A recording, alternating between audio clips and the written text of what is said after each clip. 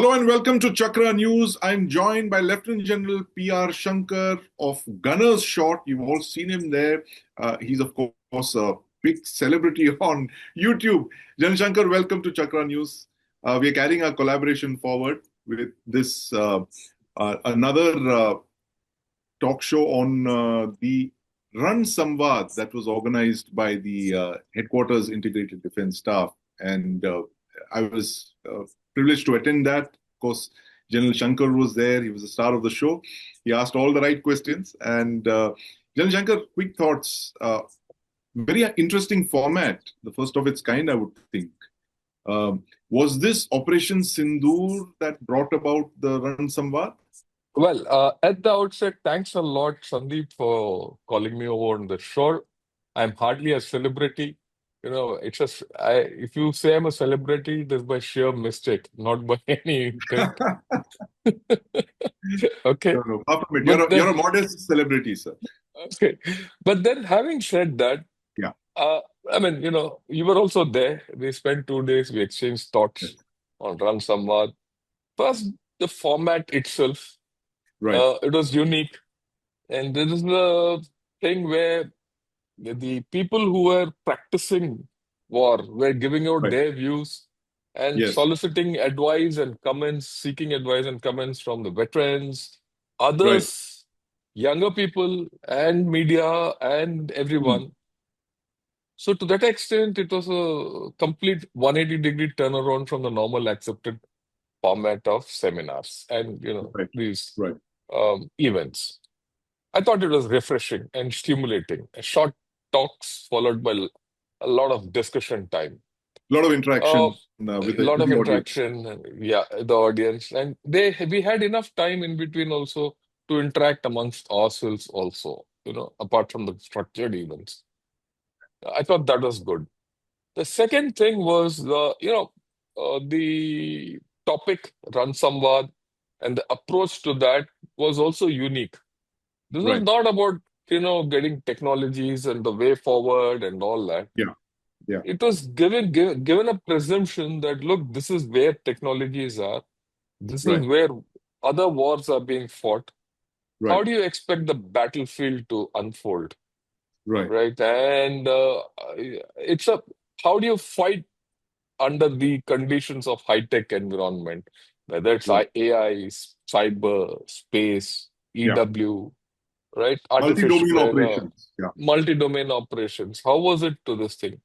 Right. And I thought the idea of uh, fighting in a high-tech environment was well sketched out in various formats. Right. The Right. various aspects of that came out. I think that was very good. Having said that, a lot of it was aspirational. And I think Right. people were given the leeway to, put out what they felt. There's nothing, what shall I say, laid down. Like what the CDS himself said, we just Yes. let everyone speak. Right. And without, unbridled talk and unbridled conversation, which is good. Uh, so there were a lot of gaps. Obviously, there are gaps in capability, there are gaps in understanding, Right. and there are gaps of transference. When I said Right. gaps of transference, what is applicable in Ukraine is not applicable in Gaza, is not applicable in Op Sindoor, Yes. not is it applicable in South China Sea. Yeah. Yeah. Everywhere, multi-dimensional operations or multi-domain operations are going on. So those were apparent, and Right. it is good they were apparent because then someone will now start sitting and thinking as to how to stitch these gaps and Right. fit them in our environment, because our environment is completely different from, what is obtained in Ukraine and others. Right. Now the That's a Sindoor, very interesting yeah, point, Jan Shankar. Sorry to interrupt you, but yeah, I please want to go ahead. tell our viewers that what General Shankar mentioned about the format. Now, the interesting format in this RAN Samvad was that you had only serving officers presenting from the three services, of course, the Army, Navy, and the Air Force. And in the audience, you had the heads of think tanks. You had very respected voices like General Shankar, who I must tell you is he's a visiting professor at the IIT Madras. and he's been working with them for 9 years now.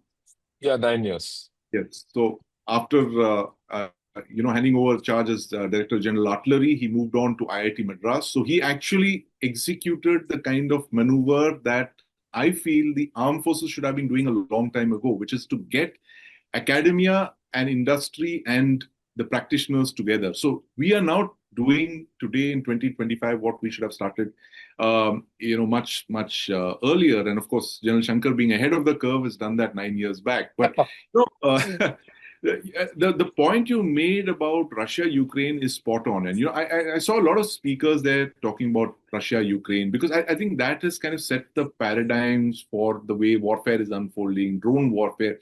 But my quick observation, my question to you is, General Shankar, that are we making too much of Russia Ukraine? Because that's a war that's been on for 3.5 years. It's approaching year 4. And when you come to the 4th year of conflict, then you will throw whatever is available. You will not fight your conventional land warfare, air warfare, land, air, land battle, and all that, right? You will fight with whatever is available, and that happens to be drones, the way we are seeing drones used there. Do you see us going to year 3 or year 4 right in the opening, salvo of battle, or will that follow a certain progression to your mind? See, the Ukraine war is unique, right? Right. And it's lasted 4 years without any gains for either side. And the way it is going, I don't know where it will end politically. That's a different Right. story. They've made But in gains, but terms of at technology, heavy cost, at huge cost. yeah, the cost, I mean, that's probably part of the problem. Right. Technology comes with its own problems. Technology is not Right. the solution. It doesn't lead Right. you to a quick end of the war. It is not Yeah. allowed. And as the technologies have evolved over the past 3-4 years, they've been applied in battle. So it's some Right. kind of a living laboratory of war which is Yeah. being unfolded. Now, we've had the ringside experience of what has happened in the Iran-Iraq war, or Right. the Israel-Iran war with the American Yeah. intervention. Alongside that, we've had this our own experience of Ops Sindoor. Right. Now, when you synthesize all these and various technologies which have been put into this, then a picture comes where you can make a reasonable assessment. Okay, Right. these are the ways various technologies will get applied in battle, Right. in future battles, and how they will get applied, and what are the technologies which will get applied. You get a fair idea. Right. But uh, but having said that, that came out very well in RAN SAMWAD. Yeah. I have Yeah. no doubt about that. Right. Having said that, another thing which came out very well in the RAN SAMWAD was a lot of these things we don't have. Like I said, a lot of it is aspirational. Many of these The technologies we capabilities don't that have. the officers were talking about. We don't have, right? And technology is changing at pace. Right. Now, technology has a cost. It has a huge price to pay if you have or Right. you don't have. Okay? I mean, it's monetary and physical, both Right. ways. Then there is a procedural issue involved. Technology is changing, but our procedures aren't changing. Our financial procedures Right. are changing, nor Absolutely. our procurement procedures are Yeah. changing. Okay. And how do you induct this technology? How do you absorb it? And how you apply it in our context are also huge question marks. All these were not even attempted in this exercise. I mean, we have to be clear about that. Because the Yeah. aim of this whole talk, as the CDS kept saying, is to Yes. get to know how, from a warfare point of view, how will you fight Absolutely. wars with He these repeatedly technologies? mentioned that point of bread and butter. Gentlemen, Uh, warfare is our bread and butter. Warfare and war fighting is our bread and butter. Focus only on that. Don't go into the other. that. Don't. Yes. But the big gap is this, that how are you going to get hold of these technologies? How are you going to pay for them? How are you going to induct them? How you're going to develop them, how you're going to design them and adapt them to our battlefield Right. is a Right. question mark, which I think we should leave it for another day. At least now you Yes. have one clarity of thought, how will you apply them? And when you talk of all these technologies, everyone talks of technology, AI, and everyone talks, you say AI, Right. cyber, EW. These are standard things which come, Mhm. to mind. Space. eat, uh, but information dominance. These are a lot of jargon, lot of, Right. all Right. that. But I think one has to redact very and regress from the end point and look at it from a simplistic point of view. And Hmm. that is something which I found missing personally. And I would Right. like this people to look at it the way one has to. You see, it's like this. Uh, the most technologically advanced army called US Army lost Yes. miserably to Taliban Right. Right. conclusively, Absolutely. who Yeah. were not, who didn't have any technology of any note. Right. Right. Okay, same thing. It is, and this gets repeated historically. Same thing happened with the USSR In army in Vietnam. Afghanistan. Yeah. Or Afghanistan, USSR, and USSR in USA Afghanistan. in, yeah, and USA in Vietnam. Okay. And for, to a large extent, even by the US or the ISAF forces, all those international forces in the Second Gulf War also, Right. Right. right? Because after all, that Gulf War was a failure. It gave birth to ISIS. Right. The It's second a Gulf War. Second Gulf War. So you find that, technology always doesn't win wars for us. Absolutely. Yeah. Okay. That's spot on. That's the first thing which we should take home. You might have all the technology, it might not win you the war. Right. Second thing is, what is the best technology? The way I look at it, the corollary to what I've said, the best technology is one which will win you a war. Yeah. And that war might not be the latest technology or the costliest technology. So in war fighting, somehow this thing didn't come out. Right. The application of high-tech stuff to a war, the battlefield was discussed, but does our battlefield require that technology, or are there any ways to offset this technology? Because most of the time, this technology is still far away from us. Right. We Right. don't have the money for all this. Okay, we're Yes. not going to have 2,000 satellites overnight, right? Yes. We're still Yeah. going to be with what are 30, 40, 50 satellites. Absolutely. So You'll how be, do yeah, you with a modest number of satellites. modest Yes. number, and how do you make things work with what you have? Right. That is important. Okay. And we shouldn't get too tech oriented. That's what I felt. Right. Um, Again, at the cost of repetition, technology doesn't win wars, people do, Yes. right? And we can never lose sight of the fact that uh, technology is changing at pace. Our own Yeah. systems are not coping up with it. So somewhere we have to make a adjustment as to, or a compromise, call it adjustment, compromise, realization, melding, whatever word you want to use, to say, okay, we have some technology and it's not Right. less. We have a lot of technology, and that was demonstrated in Obsendur, right? Absolutely. Yeah. Okay, we have technology. We might not have some technologies. With that technology which you have today, how do you fight today's war? And Absolutely. when you want to fight Yes. tomorrow's war, how do you want to fight tomorrow's war? And what are the We're technologies, planning minimal today. planning today for those technologies? I would look at it, it's good to be aspirational and maximalistic, but I Right. think we should approach the whole thing minimalistically and see Right. how you can make do with small things and make Right. them talk big. Actually, Yes. that's one takeaway from Op Sindoor. We had Right. minimalist technology, but it spoke well. Minimalist technology, but it spoke right. Two points, based on that. One, of course, General Shankar is, I remember one of your questions, a very sharp question about, and it was also an observation when you spoke about how we need to look at technologies to fight today's wars, how to make the existing, war fighters, inventories and all Capable. that, yeah, be capable and battle today. And, you are in the middle of Operation Sindoor, which, according to the government, is still an ongoing military operation. How do you balance this wish list? Like, the army that I have, the armed forces that I have, uh, versus the army I wish I had. So I think we Yeah, saw a lot of that there as well, right? When the warfighters were yeah, speaking about. yeah.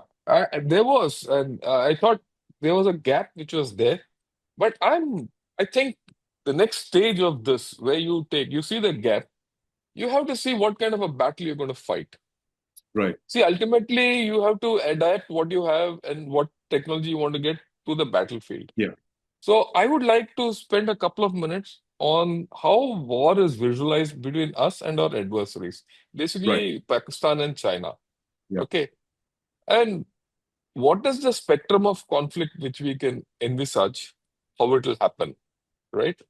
And for that, we have to go back into our history and see the history of conflict between India and China and Pakistan, or China plus Pakistan. Yeah.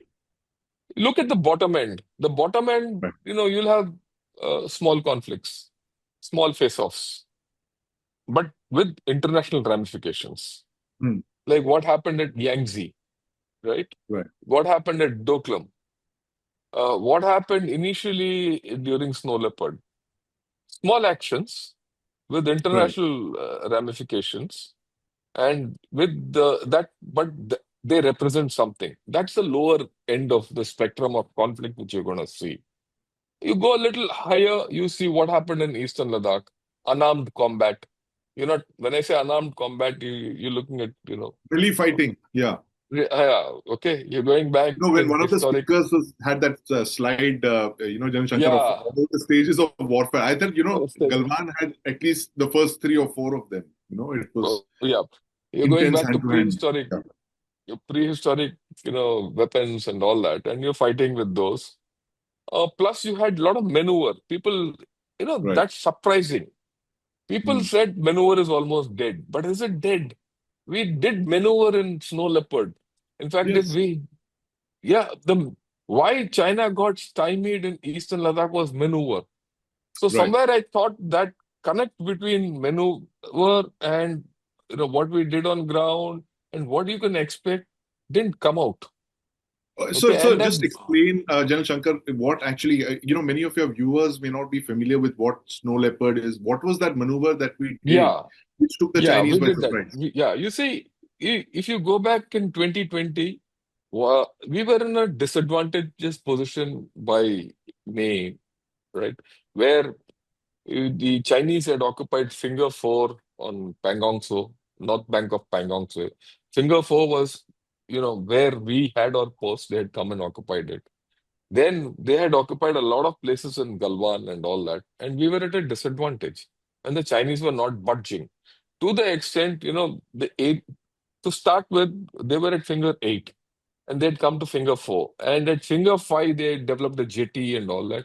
To the extent, on Finger 5, that's north bank of Pangong. So they'd put a Chinese flag on ground and Right. they beamed it through the satellite, indicating that was sovereign to them and the territorial Right. integrity now extended much into Indian side.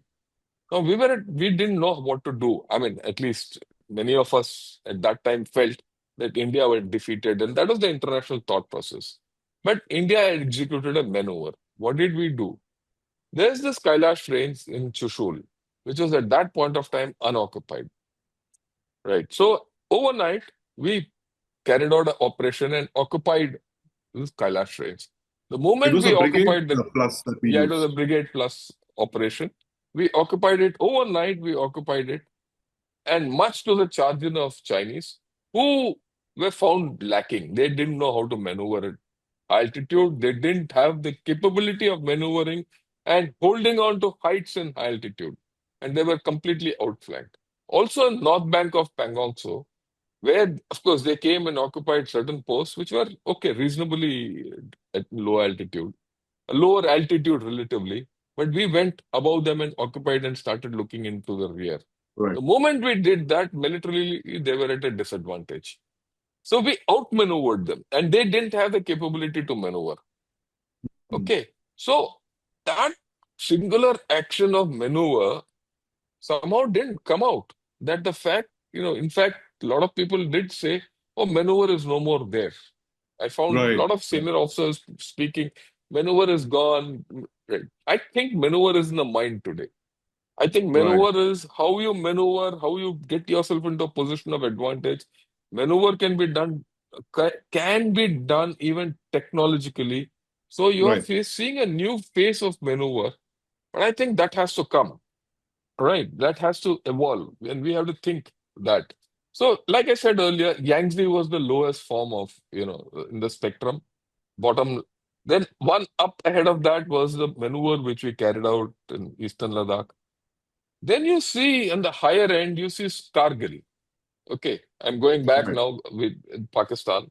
Uh, no, what was Kargil? It was a full-scale war. Actually, it was a full-scale Right. war, Right. But limited localized to a in certain sector. localized to a particular sector, but not localized in time. Actually, this war Right. started in the beginning of 99 and went on till almost, 3 months. end July. Yeah. Yeah, 3 months, not 3 months more. The So the preparations of fighting the was 3 months. Pakistanis, The occupation and would have been longer. yeah, yeah. So actually the entire war was restricted only in geography, but localized in geography. But otherwise, it was unrestricted in time and the kind of weapons you used. But whatever we had at that time, we used. And whatever Right. technologies we had, we deployed. So that's, one more rung. The last rung which we have in the spectrum, India, Pakistan, India, China, is Sindoor. Now, Right. Sindoor is completely different, right? Yes. Now, Sindoor is, uh, in terms of time, it was absolutely limited. But in Compressed. terms of Yeah. compressed, but in terms of geography, completely expanded, Yes. right? Completely expanded. It is not restricted by any kind of geography, So that time is that is a criticality. that's a function of technology, isn't it, General Shankar? The fact that you had long range vectors now, which you didn't have in Kargil. Yeah, yeah. I'll put it this way: it's a function of long range vectors enable you to open it up, Yeah. open up the geography, but in compressed time. Okay, Right. Right. and 88 hours. Just to give 88 our hours. viewers an Yeah, idea. Just 88 hours, and just it 4 days. 4 days. Oh, limited war. It was a completely limited war in all this thing. And you had the ability to do conflict termination in 88 hours. Now, Right. you have four scenarios, spectrum. And this four scenarios give you the broad spectrum of what's going to happen next. So, fundamentals is you're going to fight in altitudes, in mountains more. Yeah. Okay, that's the bulk in China. And you have to see where you're going to apply these. And if it is with Pakistan or China, one thing for sure, the preparation might be big, but when it comes to execution, the time will be critical because increasingly Right. your nuclear thing will come on faster now, Yes. right? Yes. So time is, So, and the other thing, yeah, very succinctly put, General Shankar. But the other thing is that the interesting takeaway, at least for me, was one of the core commanders mentioned there that this proliferation of drones, especially when you're using it, our core battle area itself has so many drones that there is a need to regulate that airspace. The air littoral, as it's being called. yeah, air He said littoral. something like figures were 8,000 drones in a core battle area of about 300 kilometers and 1,000 counter UAS systems. So there is a element of fratricide. There's, targets why one division and one battalion would be engaged by another. There'd be a lot of confusion. So I think that was a very valid point, don't you think? Yeah, I think so. And we have to see, I won't say see, we have to evolve procedures to overcome all these problems. Right, It right. is there. You see, Yes, I'm a firm believer that every problem has a solution, but with every yeah, solution comes another problem. right. Okay. So if you have technological solutions coming in, you have problems coming in. Yeah, And certain technologies which, were not even mentioned. A major technology which you need is battlefield energy. Fine, you right, have a lot of what do you do for energy in the battlefield? It wasn't discussed at all. So right. you have a lot of things which are not touched. A lot of things Yes, were touched. A lot of things were not touched. But that's okay. I mean, I have no problem with those which are not touched. Those facets of warfare which we have not because I think for a first time the focus as to how a battle will be fought with all these right. technologies, that was fleshed out. Yes. So if you are clear as to how this movie, I will put it this way, in terms of if you're looking at a movie, the script has been written. The script has Now, been written indeed. Yeah, Yeah. right? But So yeah, then how are you going to get the actors into the play? What's the right, logistics behind it? What is right. the thing? Who's going to be the producer? Who's going to be the financier? Who's Yeah, going to be who's going to be the main actors in this? It'll come up. It'll come up. It's happening. It's not as if we don't have a system. We have a system with a new script. A new right, script, old system, we'll have to change. So right. yeah, System and a that's the new next thing. but Jan Shankar, there is you spoke of a script being written, a new script being written, but there was also an old script that had resurfaced over there, which was Yeah, theaters. And the yeah, Air Force chief, very publicly made his his unhappiness over theater commands. He said that the theater commands in the way they had been envisaged by the Defense Ministry, that is to have the Air Force split its assets among different theaters. He says that was out of the question and you couldn't force the Air Force to do that. He repeated that the next day in a yeah, different discussion. You think that's a big stumbling block because of the Air Force? You've seen, offensive air power use. So therefore, the Air Force says, look, this is proof of concept. The fact that the way you use the Air Force, if we had theaters and Air Force units were, attached to different theaters, we couldn't have pulled off Op Sindoor on the 10th of May the way we did. What are your quick thoughts on what the air chief look, said? he said it based on his perception. Right, Okay, he's the air chief and based on Op Sindoor. But I don't agree with him. Let me be upfront on it. I think the way forward is theaterization. right, I right. think, Theaterization with uh, the Air Force attached to yeah, various yeah, theaters. with the Air Force. No, Air Force, right? Theaterization. Right, And I think we already paid a price for not being theaterized. right. I'm When in making during Op this, Sindoor? yes, okay. But I will not discuss it today. I Yes, think we need to have a separate session on this where yes. I will tell you why we have gone wrong, not only in Op Sindoor, we also went wrong during Balakot. Right, right. Absolutely. Okay. We went wrong, not theaterized then. We paid the price for it. We were not theaterized today. I think we might have paid the price in some manner. Right, That's my opinion. Op Sindoor was a success. The price we paid for not being theaterized it was not a complete success. right, That made the right, difference. Okay. right. But having said that, at this point of time, I'm not going to talk of it Right. We because must leave that for another day, General another Shankar. day. Yeah. This issue is far too big. It's far too important to be discussed, at the end of our discussion here. But we should take it up, very quickly. We'll talk about Op Sindoor, how theaterization could have enabled Op Sindoor to be even more effective than it really was. And I was speaking to someone today who's not from the military or from the military media covering the military, and they were pleasantly surprised to know that how effective Op Sindoor had been in in its effects on the ground in Pakistan. But the narrative, is Yeah. something that is completely that painted a very different picture. And it's very interesting that the next round of RAN SAMWAD, which the Chief of Defence Staff General Anil Chauhan announced in Agra next year, early next year, 2026, is going to focus precisely on this multi-domain operations, where the cognitive dimension is the sixth dimension which emerged here, and I think we were found wanting in Operation Sindhu with cognitive warfare. But having said that, General Shankar, I think your views on this were as illuminating today as they were in Mhow in those 2 days. When we spent a lot of time there, and we actually listened to a very different, refreshing perspective.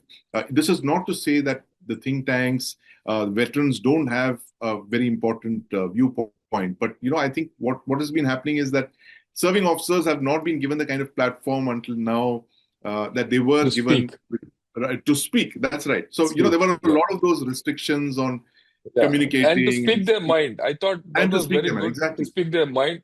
And Yeah. what I found, I think there's something which everyone should know. We found group captains and young officers Yes. coming and giving presentations Yes. to the complete hierarchy where the CDS was patiently and listening to them Yes. And he was and responding people personally. I mean, I found that really respond interesting. He was personally. making notes and Interesting. responding personally to every question Responding that was asked. personally. Yeah. And this dispels a fact. I think if you can spend a couple of minutes on this, Sure. what we saw in this RAN SAMWAD, I think is a very important thing. This democratization of war, how Yes. India will fight its war. So People explain to us normally, what democratization of war means. You mentioned that in Op Sindhu, in Ran Samwad as well. yeah. See, the point is that, the normal thinking amongst everyone is a general makes plans, they get Right. executed. Many times they have no bearing with what's going on ground. And people on the ground just follow orders, and their views are not heard. Right. It isn't so. Right. And and the the war fighting might be 2 days, 4 days, 1 month, 2 months, but the preparation for war takes long, and Right. that's important. And and that preparation happens largely not by senior officers, is by Hmm. young officers, By middle young level officers. officers. The, Okay, the on guys the who do the field, staff during work, the exercise, officers who do the staff staff work. work, not Yeah. only the staff work, the guys who do exercises on ground, the guys who do daily patrols on ground, who give in feedback, and that feedback comes up, that gets, churned out, and that gets fleshed out, that gets tried out. Certain new Right. concepts come. Those new concepts are then based on those new concepts, you start acquisition, you start Right. development. So that's a huge cycle which goes on. Unless that is democratic in nature, where Right. everyone is allowed to speak, Yes. where everyone is allowed to give an opinion, you Yes. don't get the capability out. And I think in this, the Indian Armed Forces have been tremendous. Right. And Absolutely.